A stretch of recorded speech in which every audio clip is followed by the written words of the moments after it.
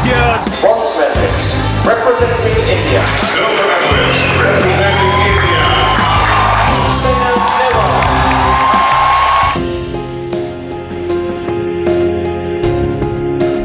जो देश के लिए स्वर्ण पदक जीतते हैं, देश को किसी भी क्षेत्र में नंबर 1 पोजीशन पर लेकर जाते हैं, सरकार और प्रशासन उन्हें खुले हाथों से पुरस्कारित करती है, सम्मानित करती है। इन नेशनल हीरोज को अच्छी नौकरियां प्रदान की जाती हैं, फ्लैट्स दिए जाते हैं, सहूलतें दी जाती हैं, और ये सब कुछ उन्हें मिलना ही चाहिए क्योंकि उन्होंने अपने देश का नाम रोशन किया है। लेकिन देश के कुछ ऐसे बहादुर बेटे और बेटियां भी हैं जिनकी देशभक्ति, साहस और बहादुरी के कारनामे सरकार, मीडिया और समाज तीनों की याददाश्त से ओझल हो जाते हैं, गुमनामी की धुंध में गायब हो जाते हैं।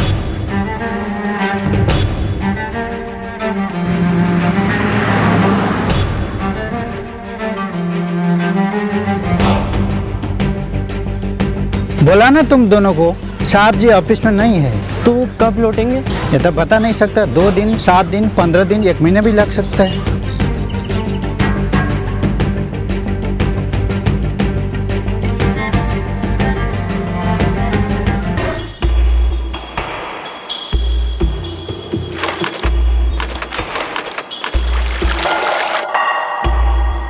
अरे दादा जरा संभाल के। हाँ उतारिए उतारिए उतारिए। हाथ जरा हाथ लगे, आराम से। देखिए देखिए गिरे ना, कांच का चीज है। हाँ लेके आइए।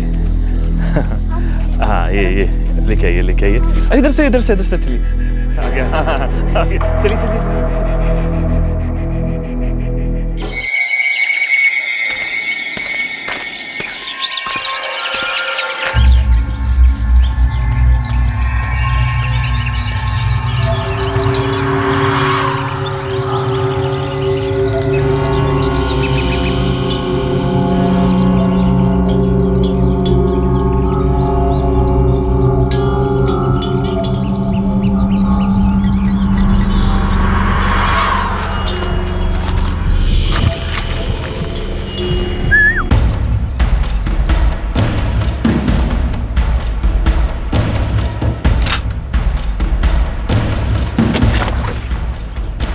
आराम से, अपना मंटू है।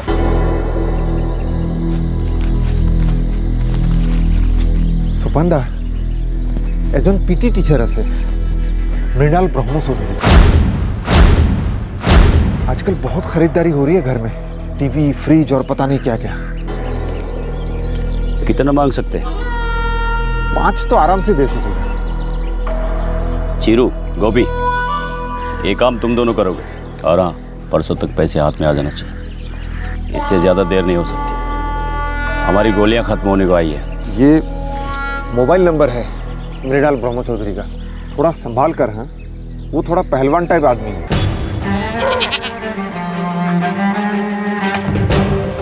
मधुदा, अंदर रबड़ था। था जब सुमित सर ने मुझे कंपास बॉक्स दिया था तब सब कुछ था इसमें। आपने छुआ ही क्यों? तुम दोनों दिन ब दिन छोटे होते जा रहे हो क्या? सुबह सुबह शुरू हो गए बस। माँ, दादा ने मेरे कंपास बॉक्स में से मेरा रबड़ घुमा दिया। ये बकवास कर रहा है, मैंने छुआ तक नहीं इसके रबड़ को। दादा ने मेरा ही बस रतन, यही कहीं होगा रबड़, मैं ढूंढ लूंगी। तुम चलो, स्कूल जाना है ना, बहुत देर हो रही है। चलो। अगली बार अगर मेरा कंपास बॉक्स छुआ तो देख लूंगा तुझे। पहले अपनी शक्ल जाके आईने में देख।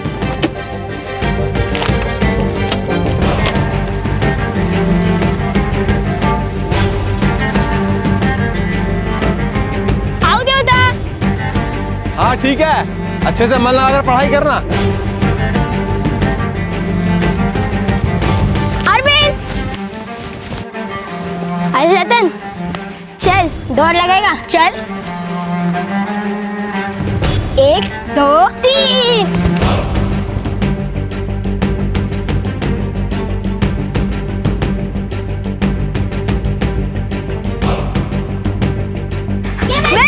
मैं जीता। मैं पहले आया। क्या बेटा, बस यहीं पर हाँफने लगे? तुम्हारे घर से स्कूल सिर्फ 1 किलोमीटर की दूरी पे, और तुम्हारा ये हाल है। Come on fast, school class में चलो चलो चलो, शाबाश। चलो क्लास में जाओ। हेलो ब्रह्म चौधरी। हाँ बोल रहा हूँ। 5 लाख रेडी रखना, काला मार रहे हैं। 5 लाख? कौन बोल रहा है? ALG। लेकिन मैंने तो किसी तरह की कोई मुखबरी नहीं की है। पैसा नहीं देगा तो गद्दारी होगी हमारे साथ, सारे असम संघर्ष के साथ।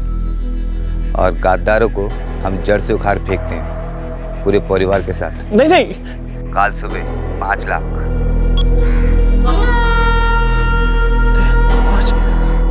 सन 2004 उत्तर पूर्वीय राज्य आसाम में अलगाववादी शस्त्र संगठनों के बीच पावर स्ट्रगल अपनी पीक पर था। अक्सर इन ऑर्गेनाइजेशन की फंडिंग एक्सटॉर्शन और किडनैपिंग द्वारा होती थी। अलगाववाद का रास्ता चुनने वाले ये युवक 24 घंटे सुरक्षा बल से लड़ रहे थे। उन्हें हर वक्त फंडिंग की जरूरत होती थी, हथियारों के लिए, खबरियों के लिए, बेसिकली जिंदा रहकर लड़ने के लिए। राजधानी गुवाहाटी से लगभग 40 किलोमीटर दूर कामरूप जिले में डाकुआपाड़ा गांव पड़ता है। वहां के एक स्कूल के पीटी टीचर को एएलजी नामक अलगाववादी गुट से 5 लाख रुपए की मांग आई और उसे पूरा करने के लिए सिर्फ 1 दिन का समय दिया गया।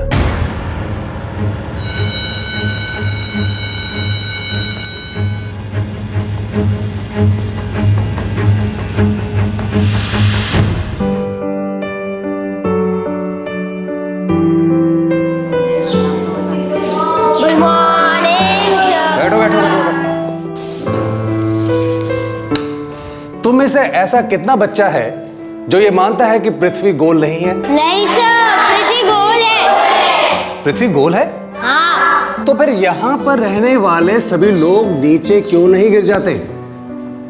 अरविंद, आप बेंच पे खड़ा हो जाओ। सर मैंने कुछ नहीं किया। अरे कुछ किया नहीं है, करोगे, खड़े हो जाओ। अब आप ऊपर की तरफ कूदो। कहां गया, कहां गया, कहां, किधर गया, कहां गया भाई? सर मैं यहाँ हूँ। ये यहाँ क्या कर रहा है? तू तो ऊपर गया था ना। बैठो बैठो। हम इंसानों का एक दोस्त होता है ग्रेविटी, गुरुत्वाकर्षण। ये हमें कस के पकड़ के रखती है, ना गिरने देती है ना उड़ने देती है। जैसे ये किताब ना गिर रही है ना उड़ रही है, समझे? फिर सर ये जो चांद, सितारे और दूसरे ग्रह है, ये सब नीचे क्यों नहीं गिरते? Very good question. देखो बच्चों, क्या होता है कि ये बॉल स्थिर है, ये अपने आप से बिल्कुल भी नहीं हिल सकती। मैं ए और ये बी, मैं इस बॉल को अब फेंकूंगा। Catch, very nice. अभी क्या हुआ? इस पूरी क्लास के अंदर ये बॉल किसी और के पास नहीं गया, रतन के पास क्यों गया? क्योंकि आपने मेरी तरफ फेंका। Very nice. अभी क्या हुआ कि मैंने ताकत लगाकर इस बॉल को एक निर्धारित दिशा में फेंका। एक बात हमेशा याद रखो, कोई भी चीज अपने आप से 1 इंच भी नहीं हिल सकती जब तक बाहर की कोई ताकत आकर उस पर अपना प्रभाव ना लगाए। यह है न्यूटन का पहला लॉ ऑफ इनर्शिया, समझे? Very good.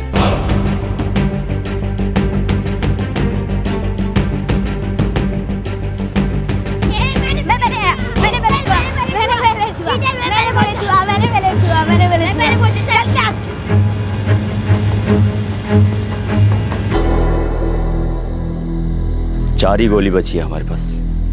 अगर गोली के लिए हमें पैसे नहीं मिले तो लेने के देने पड़ जाएंगे। चिरू, गोपी, तुम लोग जाओ और किसी भी तरह पैसे निकलवाओ उस मास्टर से। जाओ।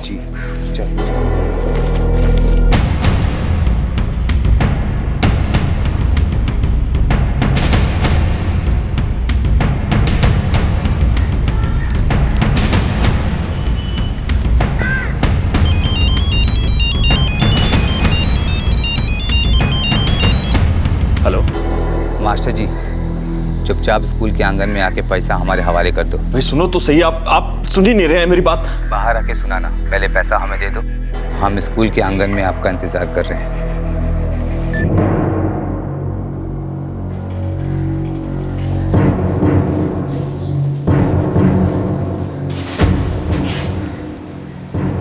मृणाल सर, आप परेशान लग रहे हैं। नहीं समझ, मैं ठीक हूँ। सर आप ठीक नहीं लग रहे हैं।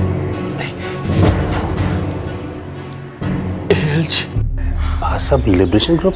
हाँ, आसाम लिबरेशन ग्रुप कंपाउंड में वो लोग मुझसे 5 लाख रुपए मांग रहे। पता नहीं वो वो मुझे क्यों निशाना बना रहे? मुझे कुछ समझ नहीं आ रहा। मुझे लग रहा है कुछ गलतफहमी हुई है। वो कह रहे अगर मैं बाहर नहीं आया तो वो मेरे पूरी फैमिली को मार देंगे। क्यों? आप हिम्मत मत हारिए, मैं बात करता हूँ।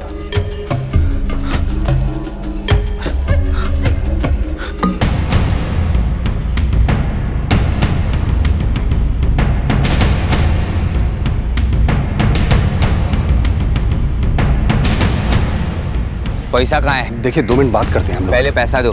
पैसा कहाँ है? देखिए आपको कोई गलतफहमी हुई है, पैसा नहीं है। गलतफहमी तुझे हुई है मिनल मास्टर। देखिए मेरी देखो, हम लोगों को सिर्फ 5 लाख रुपया चाहिए। जिसके पास जितना पैसा है वो सब लेके आ जाए, नहीं तो हम सबको खत्म कर देंगे। हमारे पास ग्रेनेड भी है, सबको उड़ा दे लेंगे। जल्दी करो, जल्दी करो।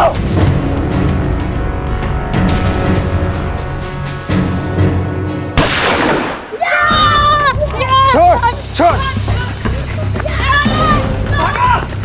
सुमित, सुमित, पुलिस! अरे कोई पुलिस को बुलाओ! पुलिस को बुलाओ!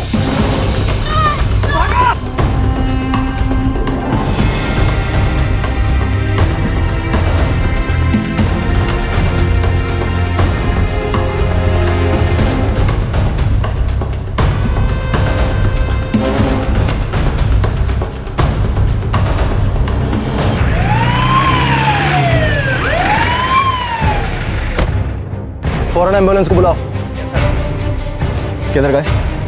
वो लोग जंगल की ओर भागे ऑफिसर, और उनके पीछे पीछे हमारे 2 स्टूडेंट्स रतन और अरविंदो, वे लोग भी पीछे भागे। एक एक्स्ट्रा यूनिट यहाँ पर तैनात करो। मैं नागेश और चेतन को लेकर जंगल की तरफ जा रहा हूँ। कम ऑन, फास्ट करो आप।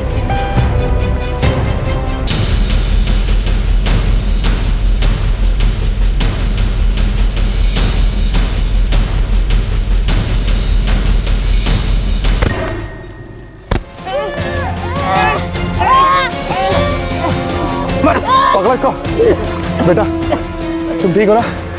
ये तो 2 थे। एक वहां डर के भाग गया। पकड़ो साले को, छोड़ना मत।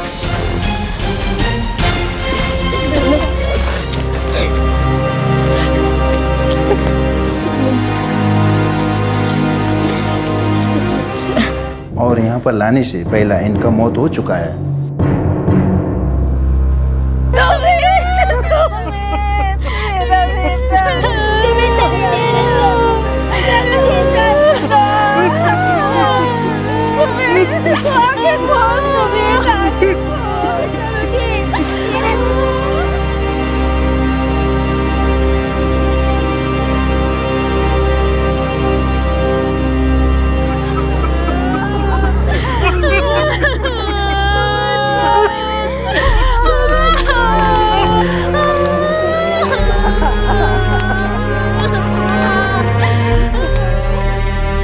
तीस वर्षीय साइंस टीचर सुमित बरुआ अपने एक कलीग की तरफ से अलगाववादियों से बात करने गया था, पर उन्होंने सुमित की हत्या कर दी। सुमित अपने स्कूल का बेहद पॉपुलर टीचर था। स्टूडेंट उससे बहुत प्यार करते थे। स्कूल के 2 बच्चों अरविंद और रतन के लिए वो हीरो था, रोल मॉडल था। उनसे अपने प्रिय सुमित सर की हत्या देखी नहीं गई। इन दोनों स्कूल छात्रों ने अपने प्राणों की परवाह ना करते हुए उन दोनों अलगाववादियों का जंगल में पीछा किया और उनमें से एक अलगाववादी को धर भी लिया। इस पकड़े गए अलगाववादी ने पुलिस के सामने अपने गिरोह के कई राज खोले। वो हमारी प्लाटून बहादुर फौजियों की होती है। तुम साले कायर आतंकवादी हो। तुम्हारा क्या होता है? गैंग होता है। क्या होता है? गैंग होता है। बोल, कहाँ छुपे हैं? जंगल के अंदर 20 किलोमीटर।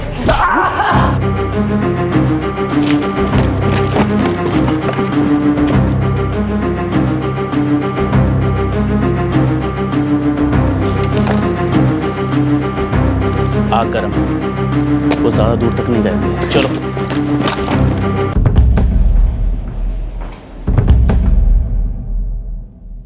हमारे फॉर्मेशंस लगातार आगे बढ़ रहे हैं। उनके 2 मेंबर्स पकड़े गए हैं, लेकिन बाकी के टेररिस्ट जंगल के और अंदर तक जा चुके हैं। सर अंदर तड़पेंगे, कब तक रह पाएंगे अंदर? चाहे जितना भी अंदर चले जाएं, हम साये की तरह उनका पीछा करेंगे। बाय द वे, उस पकड़े हुए आदमी ने कुछ कहा? उसके सरदार का नाम सोपन बरुआ है। सोपन बरुआ, ये नाम तो हमारे इंटेलिजेंस के रडार पे भी है। फिलहाल हमने स्कूल को कवर प्रोवाइड कर दिया है। हम लोग पूरी तैयारी में।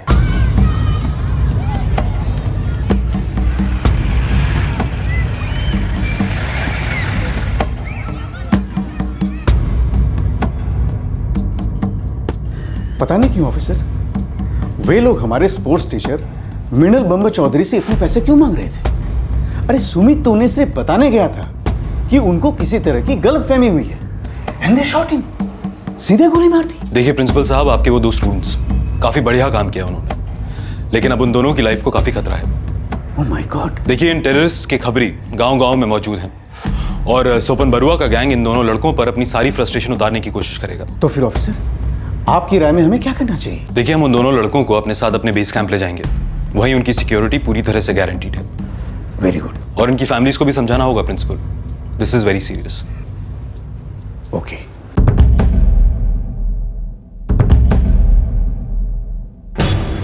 आपके बेस में हमारे लड़के लोग क्यों रहेंगे साहब? साहब, इन्हें यहाँ अपने ही गांव में सुरक्षा नहीं मिल सकता क्या?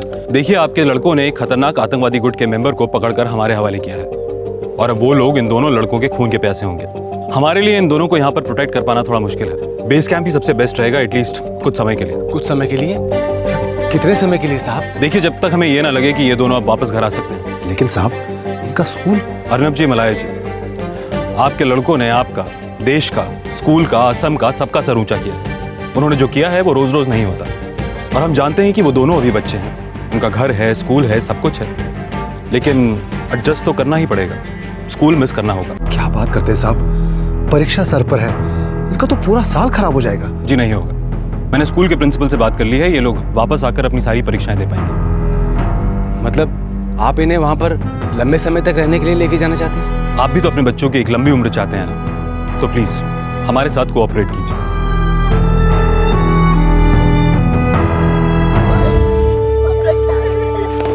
बेटा, अपना ख्याल रखना, कोई जोखिम वाला काम नहीं करना, ठीक है? फिक्र मत करना, सब ठीक हो जाएगा। एक मशवरा है आप दोनों परिवारों के लिए और पूरे गांव के लिए, आप सब लोग अपनी जबान पर ताला लगा के रखेंगे।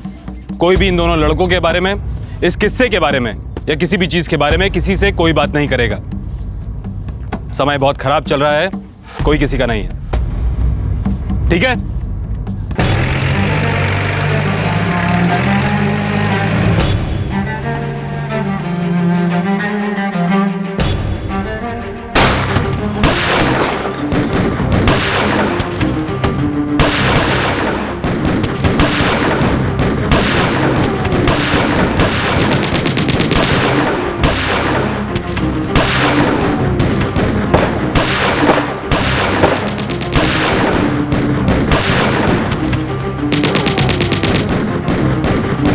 अलगाववादियों और शस्त्र बलों के बीच मुठभेड़ जारी रही।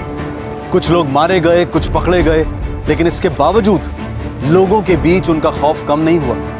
उनकी धमकियां अक्सर सच हो जाती थी। इन दोनों स्कूल बॉयज अरविंद और रतन की जान को खतरा एक कड़वा सच था। इन दोनों टीनेजर्स की जिंदगी मानो एक वन वे स्ट्रीट में दाखिल हो गई थी, जहां हर कदम पर एक रेड सिग्नल था।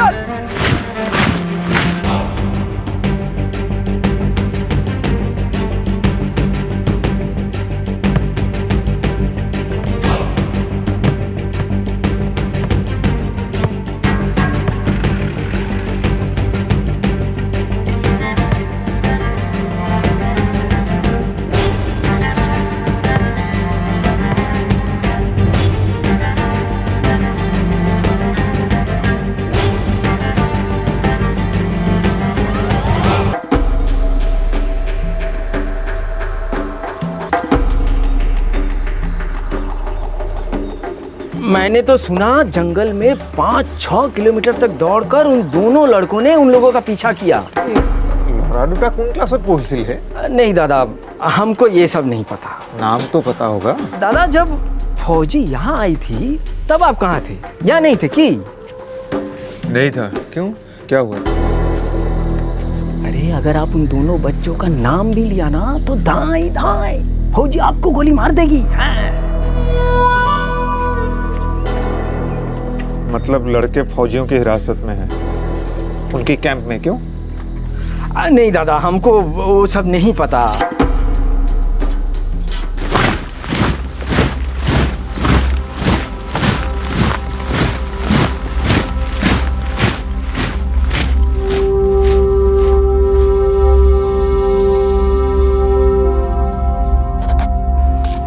यार अरविंद, मैं थक गया हूँ। और मैं भी। मेजर साहब से बात करूँ? 1 महीना हो गया हमें आए।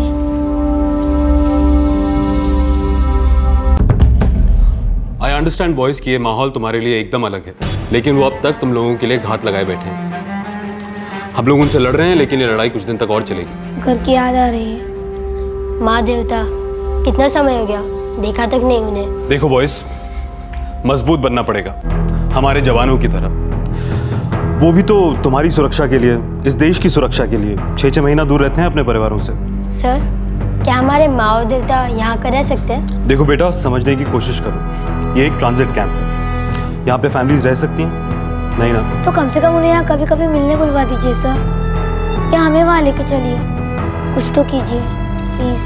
मैं करा दूंगा, लेकिन कुछ समय के बाद। अभी इस वक्त उनके खबरियों का नेटवर्क काफ़ी स्ट्रांग है। कोई भी मूवमेंट तुम्हारी अपने गांव की तरफ या अपने माँ बाप की तरफ तुरंत रिपोर्ट होगी, और इससे तुम्हारे परिवार पर भी खतरा पड़ सकता है।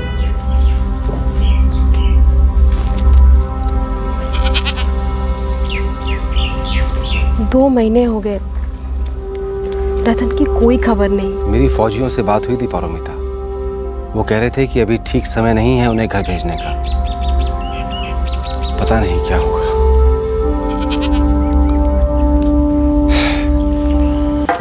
नमस्कार मौलैदा। नमस्कार नमस्कार। मौलैदा, ये तुम्हारा लड़का अरविंद दिखाई नहीं दे रहा है बहुत दिनों से। उसे हम गुवाहाटी भेजा है पढ़ने के लिए। अच्छा अच्छा अच्छा, वो गुवाहाटी में कहाँ? बड़ा स्कूल है ना, कब्निट। अच्छा अच्छा। और अपने ये अर्नब बाबू का लड़का रतन, वो भी गया है क्या तुम्हारे बेटे के साथ गुवाहाटी? नहीं नहीं, वो तो अकेला गया है, उसका मुझे नहीं पता। नहीं नहीं नहीं, मैं तो ऐसे ही पूछ रहा था। दोनों बड़े अच्छे दोस्त थे ना, अब दिखाई नहीं दे रहे बहुत दिनों से। चलिए चलता हूँ मौलैदा।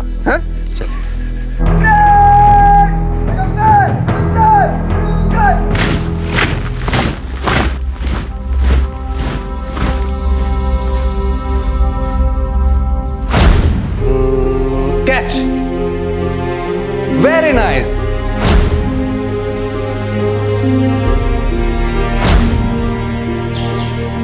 कहाँ गया भाई? सर, मैं यहाँ हूँ। चल यार, रेस लगाते हैं। नहीं यार, मन नहीं कर रहा है।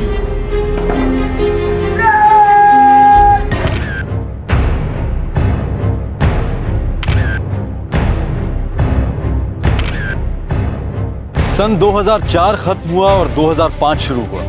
अलगाववादियों और सुरक्षा बलों के बीच में घमासान लड़ाई जारी थी। ये अलग अलग ग्रुप्स बिखरने लगे, फूटने लगे।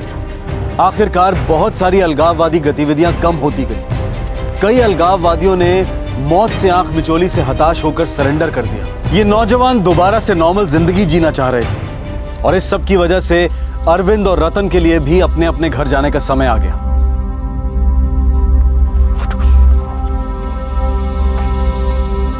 ओए रोंदरू, अच्छे से देख ले अपना कंपास बॉक्स। सारी की सारी चीजें वही हैं, कोई भी चीज इधर से उधर नहीं हुई है, समझा?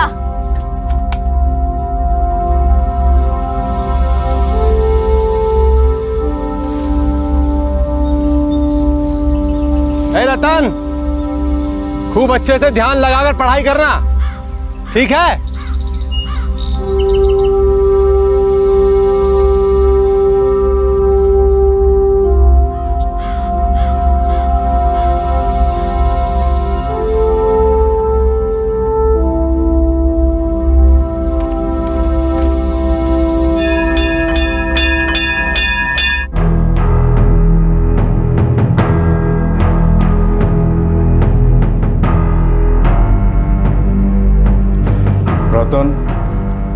और अरविंदो, हम सभी टीचर्स और बोर्ड ये जानते हैं कि तुम लोगों पे क्या बीती है। इतने दिनों से स्कूल से बाहर रहना, पढ़ाई के बिना रहना इतना आसान नहीं होता। लेकिन बेटे, आगे बढ़ने के लिए एग्जाम्स तो देने ही पड़ेंगे। इसलिए हम स्कूल वालों ने यह फैसला लिया है कि तुम दोनों के लिए दोबारा से एग्जाम लिया जाए। लेकिन हाँ, एग्जाम्स तुम दोनों को पास करने ही पड़ेंगे।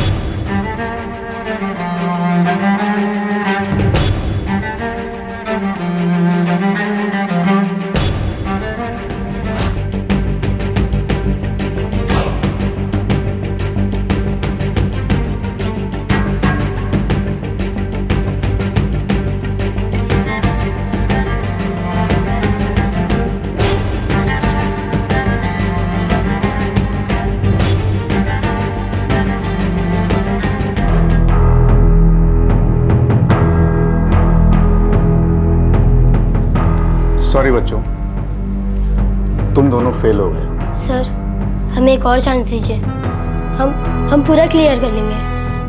आप हमारी हालत जानते हैं, मिलिट्री कैंप में थे, ठीक से पढ़ ही नहीं पाए। सर अभी घर लौटे हैं, थोड़ा टाइम चाहिए। हम पूरा सिलेबस कवर कर लेंगे, आपको पास होकर दिखाएंगे सर। ठीक है, तुम दोनों को मैं एक और चांस देता हूँ। वैसे भी तुम दोनों का एक और चांस तो बनता ही है। Thank you sir.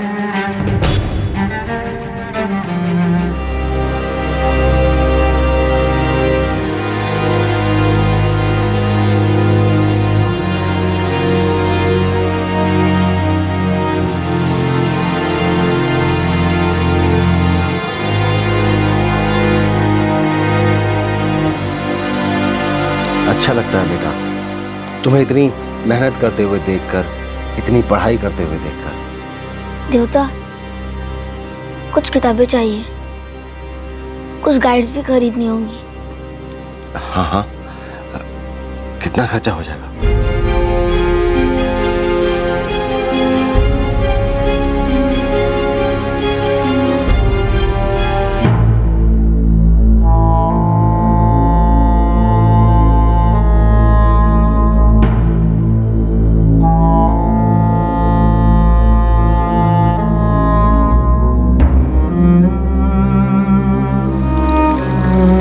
अच्छा रहा। मेरा भी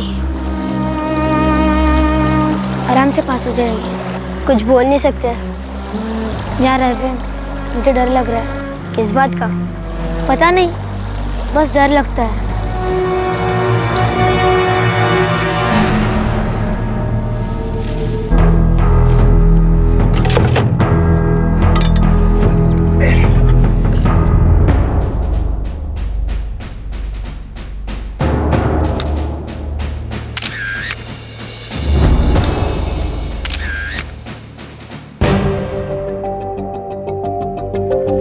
ICCW, Indian council for child welfare, ये लोगों ने हमारे पास फॉर्म भेजे थे ये दोनों बच्चों के लिए, रतन और अरविंद के लिए, और मैंने भरकर भेज दिया था। ये सोचा कि क्या पता, हो सकता है कि इन दोनों बहादुर बच्चों को राष्ट्रीय बहादुरी पुरस्कार के लिए नॉमिनेट कर लिया जाए। और खुशी की बात यह है कि हमारे दोनों बहादुर बच्चों को नॉमिनेट कर लिया गया। दिल्ली बुलाया इन दोनों को, प्रधानमंत्री अपने हाथ से इन दोनों को पुरस्कृत करेंगे, और फिर ये दोनों बच्चे, बल्कि सभी बच्चे राष्ट्रपति से भी मिलेंगे, और फिर सभी बच्चे 26 जनवरी के दिन परेड में भी शामिल होंगे, राजपथ पर। गांव वालों, ये पहली बार ऐसा हो रहा है कि हमारे गांव का कोई सदस्य को इतना बड़ा पुरस्कार मिलने जा रहा है। अरविंद और रतन ये दोनों दिल्ली जा रहे हैं बहादुरी पुरस्कार में समारोह में हिस्सा लेने, और प्रधानमंत्री इनको पुरस्कार प्रदान करेगा और ये राष्ट्रपति से भी मिलेंगे। वाह बच्चों वाह, तुम दोनों ने ना इस गांव का नाम रोशन कर दिया।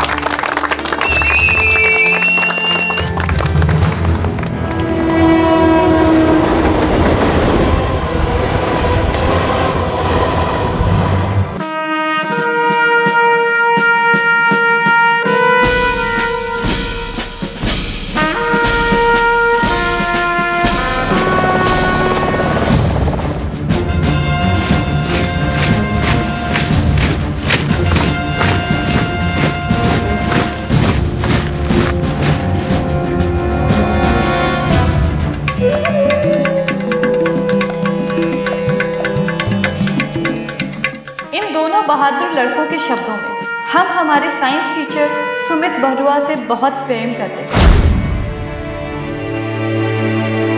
आतंकवादियों ने उन्हें मार डाला। उनकी लाश स्कूल के कंपाउंड में पड़ी देखकर हमसे रहा नहीं गया और हमने उनका पीछा किया। 13 साल के रतन और 15 साल के अरविंद, इन दोनों बच्चों ने अपनी बहादुरी का प्रदर्शन किया और सशस्त्र आतंकवादियों का पीछा किया और उन 2 दरिंदों में से एक को पकड़कर पुलिस के हवाले कर दिया।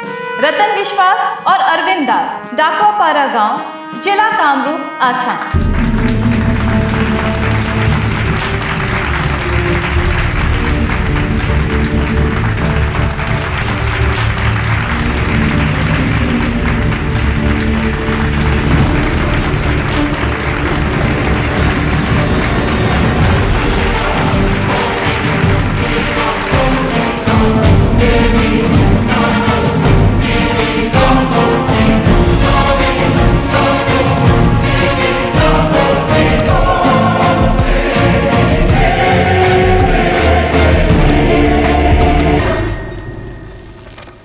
साहब जी आ गए, आप दोनों को अंदर बुलाए, आइए।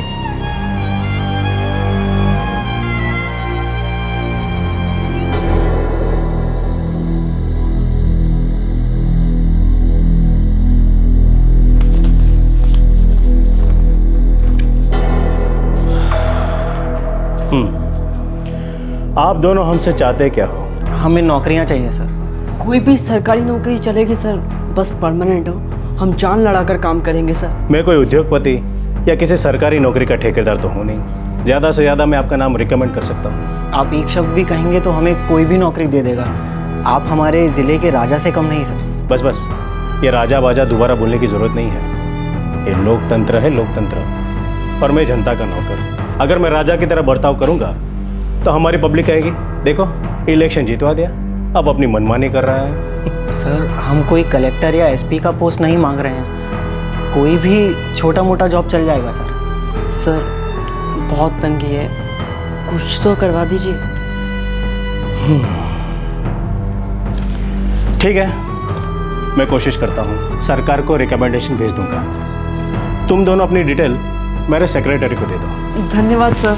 सर हम ये एहसान कभी नहीं भूलेंगे सर। अरे रुको रुको, अभी तक कोई एहसान हुआ नहीं है और होने की गारंटी भी नहीं है।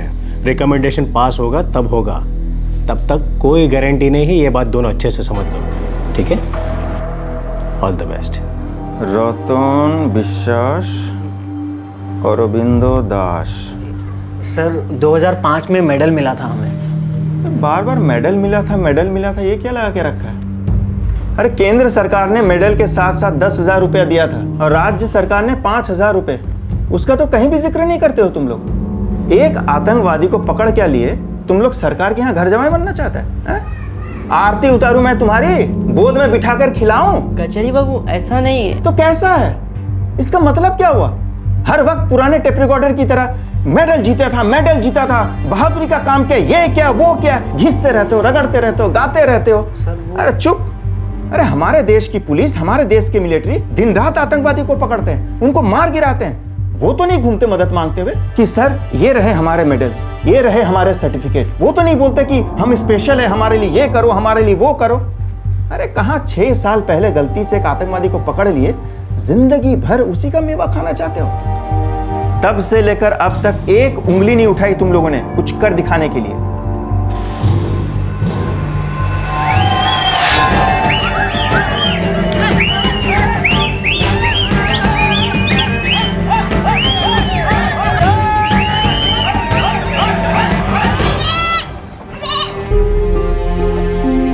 मेरा बेटा सुमित अब तुम्हारे अंदर जीता है। आओ गले लग जाओ मेरे बच्चों, आओ मेरे पास आओ।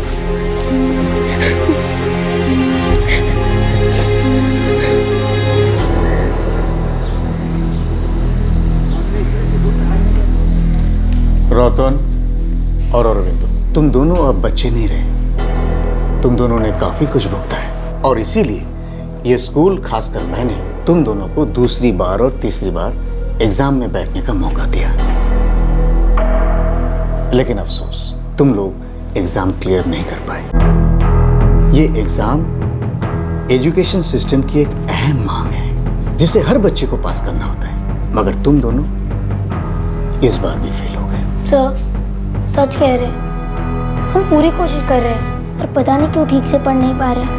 बुक्स खरीदने के भी पैसे नहीं हैं। सुमित सर जब तक थे तब तक हमारे नंबर अच्छे आते थे, पर जब से हो गया तब से हमारा दिमाग काम ही नहीं कर रहा सर। देखो बच्चों, तुम लोग सच्चाई को समझने की कोशिश करो।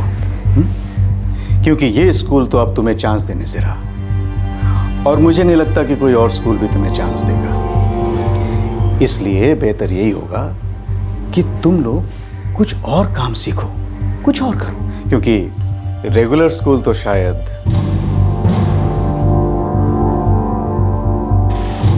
बहादुरी पुरस्कार के साथ जो भी धनराशि मिली थी, अरविंद और रतन ने उसे अपनी पढ़ाई पर खर्च कर दिया, किताबें, गाइड्स, एग्जाम फॉर्म्स वगैरह पर। इन दोनों के परिवार वाले भी इनके पीछे चट्टान की तरह खड़े हो गए थे। एनजीओ से मिली छोटी रकम को भी उन्होंने बच्चों की पढ़ाई पर खर्च कर दिया। लेकिन रतन और अरविंद फिर से वही जिज्ञासु और उत्साही स्टूडेंट्स नहीं बन पा रहे थे जो वो अपने सुमित सर के साथ हुआ करते थे। अब ये दोनों लड़के जिंदगी के पहाड़ को ताक रहे थे। ये चढ़ाई अब एक बहुत घमासान लड़ाई होने वाली थी। ए रतन, कोई जबरदस्ती नहीं है बेटा। नहीं हो रहा है तो नहीं हो रहा है। चलो बंद करो किताबें, कोई दूसरा काम शुरू करो। लेकिन देवता। अरे क्या तेरा लेकिन वेकिन रे हैं? तेरी पढ़ाई के लिए किताबें कहां से आएंगी? कहां से हम इतना खर्चा उठाएंगे? देख बेटा, अब तुझे हाथ पैर मारना होगा, जिंदगी के समंदर में तैरना होगा। समझ गया बेटा? देख अरविंद, तुमने जान लड़ा दी पढ़ाई के लिए, पूरा कोशिश किया। हाँ देवता। बस अब आगे बढ़ेंगे। तू समझदार है, देख सकता है अब मुझसे अकेला ये घर संभाला नहीं जाता है। एक से भले दो, दो हाथों से भले चार। दिल छोटा न कर अरविंद। तुमने और रतन ने बहुत बहादुरी का काम किया है। मेडल वेडल सब अच्छा चीज है, पर रोजी रोटी कमाना भी बहादुरी का काम है। इससे मेडल तो नहीं मिलता है, भूख तो मिटती है, छत तो मिलता है।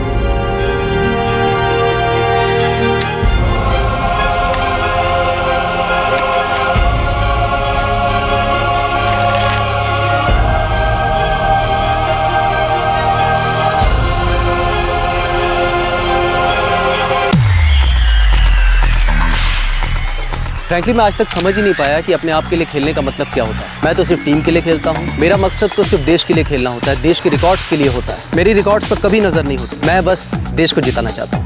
अरुण, आप देश के लाखों बच्चों के रोल मॉडल हैं और वो सभी चाहते हैं कि वो आपकी तरह खेलें, तो आप उनके लिए क्या मैसेज देना चाहेंगे? हाँ, मैं बस इतना कहना चाहूँगा कि जिस तरह अर्जुन को मछली की आँख दिखी, उन्हें विकेट्स, बाउंड्रीज दिखनी चाहिए। एंडोर्समेंट्स, पैसा, नाम, ये सब बात की चीज़ें, वो सिर्फ कंट्री के लिए खेलें, लीडर होकर खेलें।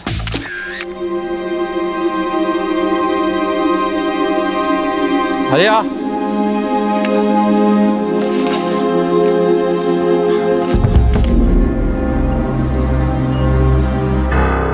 चल रहा है यार, बस घर पर टेंशन रहती है, काम नहीं, पैसा नहीं। मेरे घर नया टेंशन है।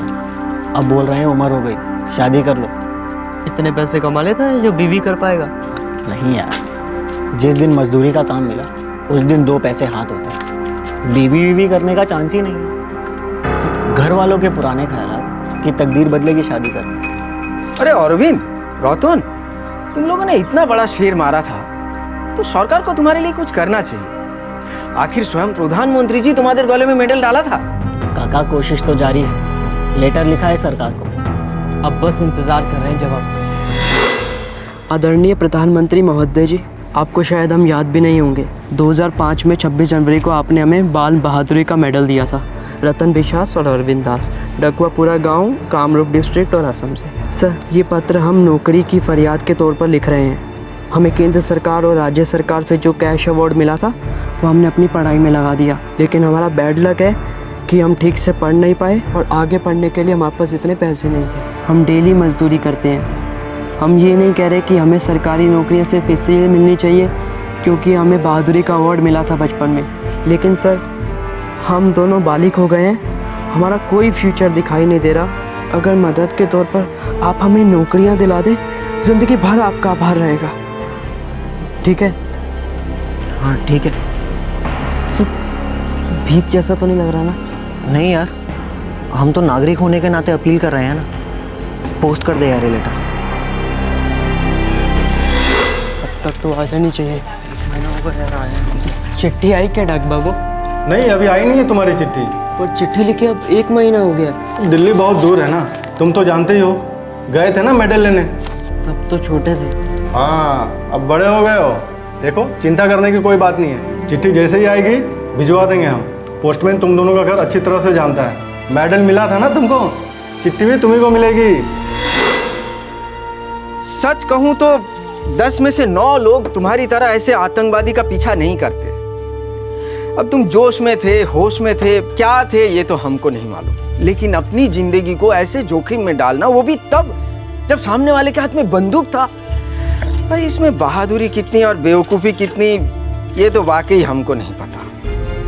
भाई बुरा मत मानना, बस ऐसे ही कहने के लिए कह रहे हैं। हाँ अरे आपकी बात का क्या बुरा मानना काका, शायद आप सही कह रहे हैं। हम होश में थे या बेहोश थे, पता नहीं क्या कर रहे थे इस वक्त। हमने सही किया गलत किया ये बारे में सोच के दिमाग सुन्न पड़ जाता है। उस वक्त जो लगा वो किया। तब तो उसके बाद सीधा मिलिट्री कैंप में थे कई महीनों तक। इतने दिन वहां रहे और वहां से बाहर आए तो हम दोनों हमेशा के लिए बदल से गए। नहीं रहता, कभी सोचा ही नहीं था कि लाइफ में ये दिन भी आएगा।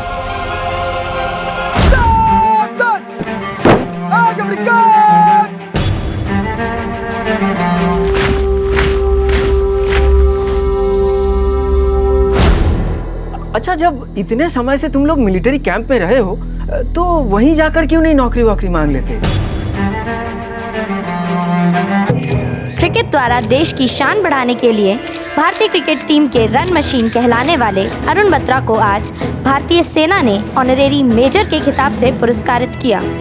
ये खुशी मैं आज बयान नहीं कर सकता। ये पोस्ट, ये यूनिफॉर्म मेरे बचपन का सपना था जो आज सच हुआ है। I love my India.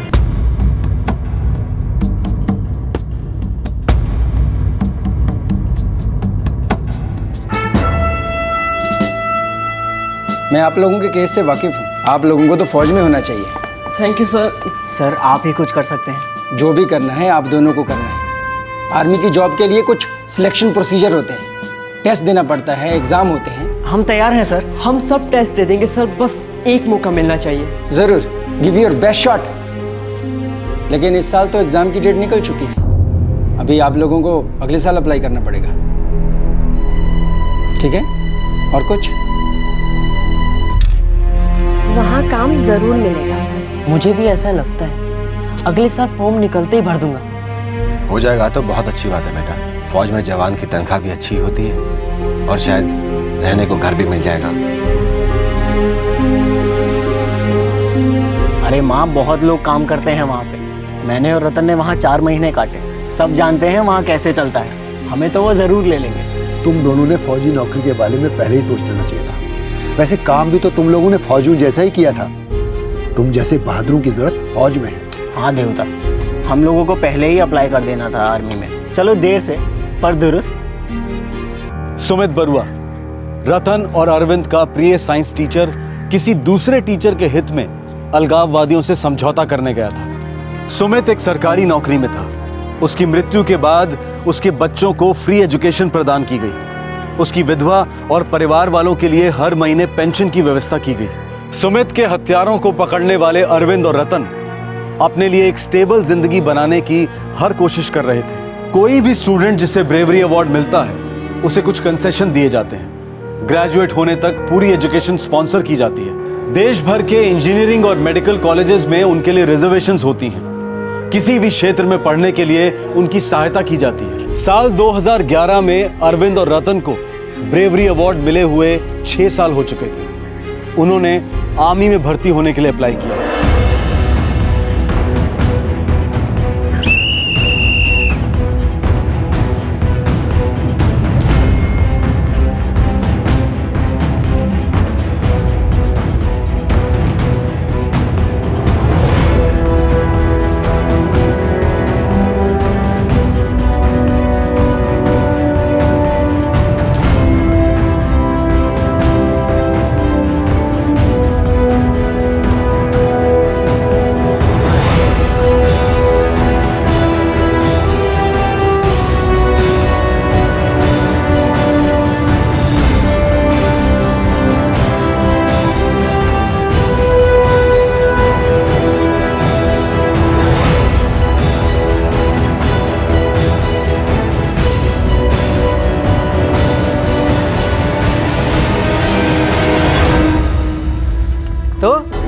कब आ रहा है बुलावा? बोले 1 हफ्ते में। बहुत बढ़िया, बहुत बढ़िया। भाई वो कहते हैं ना, इंतजार का फल मीठा होता है। अब हो गया ना फल मीठा। भाई मेरी तरफ से तुम लोगों को luck best. Best of luck. हाँ हाँ वही बेस्ट ऑफ लक। अब नैया पार हो जाए तुम लोगों की बस।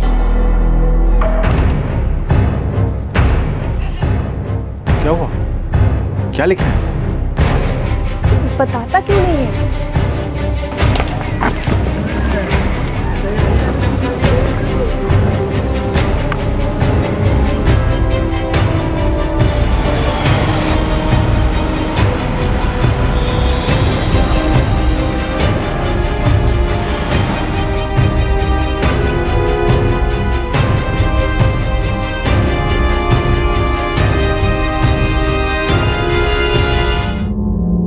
इतने सालों के बाद तुम दोनों को देखकर अच्छा लगा। बैठो। देखो ऐसा है कि हमारी फोर्स की कुछ मिनिमम रिक्वायरमेंट्स होती हैं, फिजिकल, मेंटल, सब कुछ। तुम दोनों ने वो सारे टेस्ट दिए, नंबर कम पड़ गए, सिलेक्ट नहीं हुए। अब इस फैसले को मैं तो क्या कोई भी नहीं बदल सकता। सर हमने खाली हाथों एक आतंकवादी को पकड़ा था, वो भी बचपन में। सर हमें फौजी बनाइए, हम कमाल करके दिखाएंगे सर। अब मैं तुम दोनों को कैसे समझाऊं कि जो तुमने सालों पहले किया था वो एक जुनून में किया था। उस वक्त के अरविंद और रतन और आज के अरविंद और रतन में जमीन आसमान का फर्क है।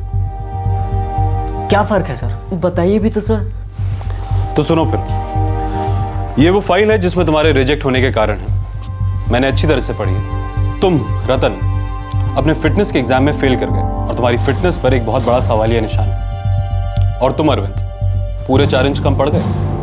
आर्मी की मिनिमम हाइट रिक्वायरमेंट से पूरे 4 इंच कम हो तुम।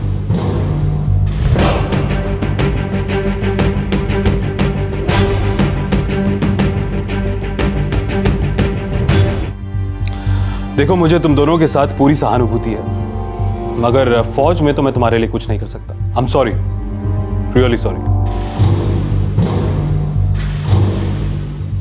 ताकत, पावर कहां से आती है इंसान में? ये ताकत इंसान के शरीर से नहीं, हाथ में पकड़े हथियार से नहीं, ताकत आती है इंसान के दिमाग से, इंसान के उस नजरिए से। और अगर आप में वो हौसला, वो विश्वास है कि आप किसी के लिए कुछ भी कर सकते हैं, तो आप जरूर कीजिए। क्योंकि ताकत और हिम्मत इंसान की वो पहचान है जिससे वो सिर्फ अपने लिए नहीं, दूसरों के लिए किसी भी माहौल में डटकर खड़े हो सके।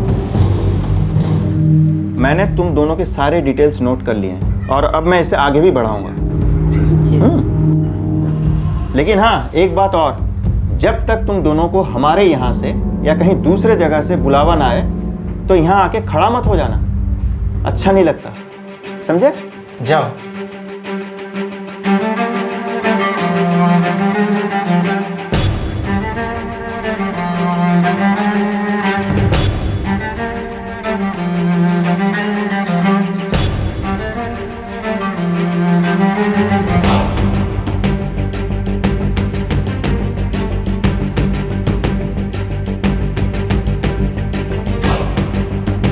रतन और अरविंद की कहानी प्रिंट मीडिया ने साल 2012 में उठाई। ये दुखद कहानी हमारे समाज को आईना दिखा रही थी। इन दोनों बच्चों ने अद्भुत बहादुरी का प्रमाण दिया था। इन दोनों को पौधों की तरह से सींचकर एक मजबूत पेड़ बनाने की आवश्यकता थी। उन्होंने जो किया वो सारे देश के युवाओं के लिए एक इंस्पायरिंग एग्जाम्पल है। हमें ऐसा लगता है कि ऐसी मिसाल कायम करने वाले युवकों के साथ न्याय होना चाहिए। उन्हें मदद का वो हाथ मिलना चाहिए जो उन्हें एक मजबूत और आदर्श नागरिक बनाएगा। हेलो, ये ICCW गुवाहाटी का ऑफिस है? यस मैम, मुझे आपसे एक इम्पोर्टेंट केस के बारे में बात करनी थी। कौन सा केस? ये 2005 का केस है, रतन बिस्वास और अरविंद दास। मैम ये दकुआपारा आसाम का केस है, कामरूप डिस्ट्रिक्ट। रतन और अरविंद ने एक बहुत बहादुरी का काम किया था। हाँ, शायद सुना है मैंने। उनके बारे में क्या बात करना है? मैम तब वे बच्चे थे और अब 7 साल बाद उनकी उम्र 22-23 साल की हो चुकी है और उनकी हालत काफी खस्ता है। और जहाँ तक कि मैं जानती हूँ, ICCW सभी ब्रेवरी अवार्ड विजेताओं की एजुकेशन और ऑल ओवर डेवलपमेंट के लिए काफी सक्रिय है। मैं आपसे अपील करना चाहती हूँ कि इन दोनों के लिए भी कुछ किया जाए। रतन बिस्वास और अरविंदो दास। ओके ठीक है, मैं देखती हूँ। मुझे उन दोनों के रिकॉर्ड चेक कर लेने दो। अगर हमारी तरफ से कोई खामियां रह गई है तो मैं उन्हें जरूर रेक्टिफाई करवा दूंगी। Thank you ma'am.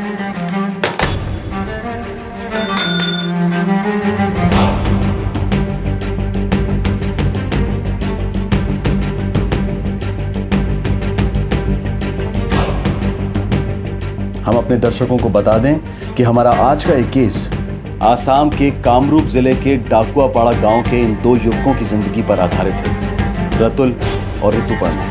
रतुल और ऋतुपर्णा की दास्तां हमें प्रिंट मीडिया के एक न्यूज आर्टिकल से पता चली और हमने ये बात ICCW के आसाम स्टेट ब्रांच के अधिकारियों के सामने रखी।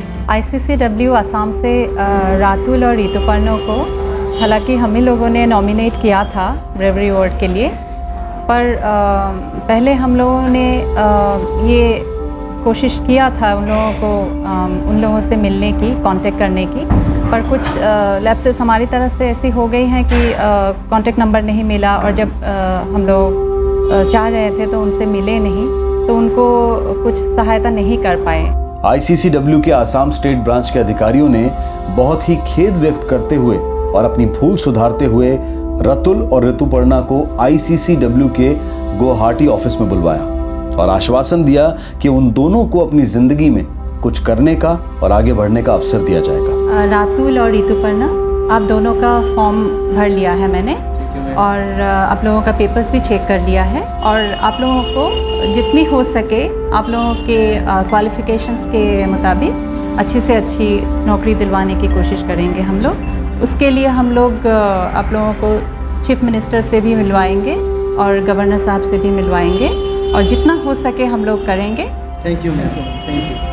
अभी हम बहुत खुश हैं क्योंकि ICCW की तरफ से हमको हेल्प मिलने वाली है और मैं उम्मीद रखता हूँ कि हमको कोई एक सरकारी नौकरी मिले और हम अपने फैमिली के भविष्य के बारे में अच्छा काम कर सकते हैं और देश की भी सेवा कर सकते हैं। क्राइम पेट्रोल को ICCW आसाम की तरफ से मैं धन्यवाद देना चाहूँगी क्योंकि उनकी वजह से ही फिर से हम लोगों को ये मौका मिला है कि हम रातुल और ऋतुपर्णा से मिले और अभी तो हमारी रिस्पॉन्सिबिलिटीज़ और बढ़ गई हैं कि हम उनको अच्छी से अच्छी जॉब दिलवाएं। हमने तो ठान ही ली है ICCW आसाम से कि हम लोग उसके लिए जो भी बन पड़े हमसे हम करेंगे। अच्छी बात है, हिम्मत वालों के लिए देर है, अंधेर नहीं।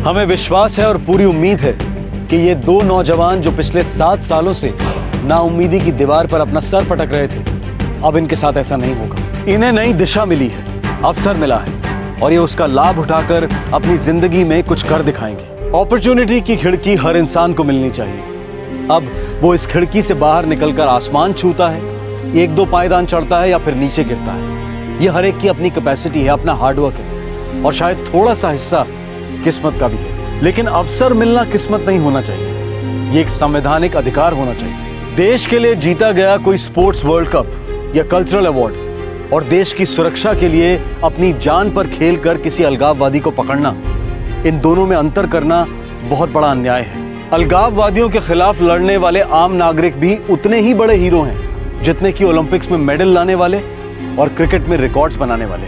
आज युवा भारत के पास रोल मॉडल्स की कमी है और अगर हम ऋतुपर्णा और रतुल जैसे बहादुर लड़कों को हीरो बनाने की बजाय, उन्हें रोल मॉडल्स बनाने की बजाय कड़वाहट और गुमनामी के कुएं में डूबने देंगे तो फिर हम स्कूल और कॉलेजेस में बच्चों को किसके बारे में पढ़ाएंगे? वही 4 फ्रीडम फाइटर्स, वही 2 खिलाड़ी, एक डायरेक्टर, एक्टर या गायक। अगर हम अपने वर्तमान के हीरोज की सराहना नहीं करेंगे तो हम अपना नया भविष्य कैसे लिख पाएंगे? हमारी आज की युवा पीढ़ी के लिए रोल मॉडल्स कौन होंगे? क्राइम पेट्रोल की टीम ICCW यानी कि Indian council for child welfare की आसाम स्टेट ब्रांच को बहुत बहुत बधाई देती है कि उन्होंने आगे आकर नेशनल ब्रेवरी अवार्ड की गरिमा को बनाए रखने का जिम्मा लिया। आपसे फिर मुलाकात होगी क्राइम पेट्रोल दस्तक में एक और नए केस के साथ। इस तरह के और भी एपिसोड देखने के लिए हमारे चैनल को सब्सक्राइब करें और बेल आइकन दबाना ना भूलें।